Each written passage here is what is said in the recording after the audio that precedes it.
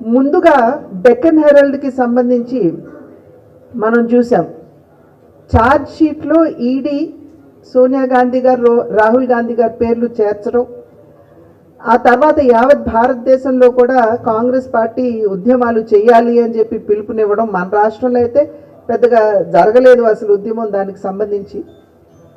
కానీ కొన్ని రాష్ట్రాల్లో, దేశంలో కొన్ని రాష్ట్రాల్లో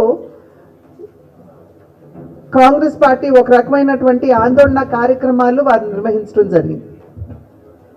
అయితే ప్రధానంగా అసలు ఈ డెక్కన్ హెరాల్డ్ కేసు ఏమిటి, నేషనల్ హెరాల్డ్ కేసు ఏమిటి, దాని పూర్వాపరాలు ఏమిటి, అసలు భారతీయ జనతా పార్టీ జోక్యం దీంట్లో ఎంతవరకు అనేటువంటి అంశం. ఎందుకంటే దేశవ్యాప్తంగా కూడా ఇది భారతీయ జనతా పార్టీ విద్వేషపూరితంగా ప్రేరేపించింది అనేది ఏదైతే మా మీద అభియోగం మోపుతున్నారో అది ప్రజల్లో వారికి ఉన్నటువంటి ఈ అనుమానం కావచ్చు, లేకపోతే ఈ దుష్ప్రచారాన్ని తిప్పికొట్టవలసినటువంటి బాధ్యత మా మీద ఉన్నటువంటి సందర్భంలో ఈ యొక్క సమావేశాన్ని ఏర్పాటు చేసుకోవడం జరిగింది.